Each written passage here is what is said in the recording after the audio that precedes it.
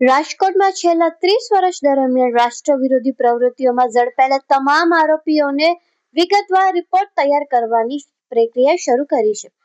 સુરક્ષા એજન્સીઓએ સંકળાયેલ કેસ, આરોપીની પૃષ્ઠભૂમિ અને તેમની પ્રવૃત્તિ અંગેનું ડેટા સંકલન કાર્ય તેજ કર્યું છે. ફરીદાબાદમાં જે એક્સપ્લોઝિવ પકડાયા અને દિલ્હીમાં જે બ્લાસ્ટની ઘટના થઈ એને ધ્યાને લઈને માનનીય ડીજીપી વિકાસ સાહેસર દ્વારા આખા ગુજરાતમાં એક સૂચના કરવામાં આવેલ હતી, જેમાં છેલ્લા 30 વર્ષમાં 6 કેટેગરીઝના જે આરોપીઓ છે જેને રાષ્ટ્ર વિરોધી પ્રવૃત્તિઓ કહી શકાય, 6 કેટેગરી છે, જેમાં એનડીપીએસ, હથિયાર ધારા, fake Indian currency notes, explosive act, petroleum act અને ટાડા પોટા યુએપીએ.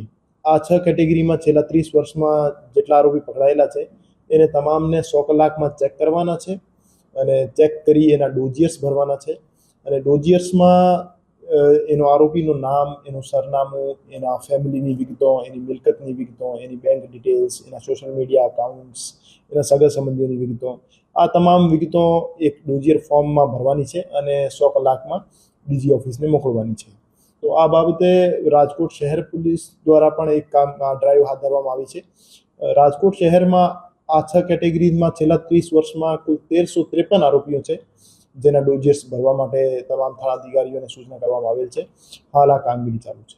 જે રીતે મેં જણાવ્યું કે ડોઝિયર ફોર્મમાં આરોપીની નામ, હાલનું સરનામું, એના ફોન નંબર, એના ઈમેલ આઈડી, એના સોશિયલ મીડિયા અકાઉન્ટ્સ, એના બેંક ખાતાની વિગતો, એમાં સગા સંબંધી ક્યાં ક્યાં રહે છે, જે બહારનો આરોપી હોય તો બીજા સ્ટેટમાં એની એડ્રેસ, એના ત્યાંના સગા સંબંધીઓ, એની ટેલિફોન, એની મિલકત, તમામ વિગતો જે છે ડોઝિયર ફોર્મમાં સામેલ રહેશે. એમાં જેટલા પણ આઉટ સ્ટેટના માણસો છે જે વગર રજિસ્ટ્રેશન અથવા ડાઉટફુલ પરિસ્થિતિઓમાં રહે છે, તો એને ચેક કરવા માટે પણ એક કોમ્બિંગ નાઇટનું આયોજન કરવામાં આવેલ હતું. અને એમાં અમુક સ્ટેટ્સના માણસોને જે વગર રજિસ્ટ્રેશન, વગર આધાર પુરાવા અહીંયા રહેતા હતા એની ગહન પૂછપરછ કરવામાં આવેલ હતી, પણ હાલ સુધી એની પૂછપરછમાં કોઈ શંકાસ્પદ ગતિવિધિ જણાઈ આવેલ નથી.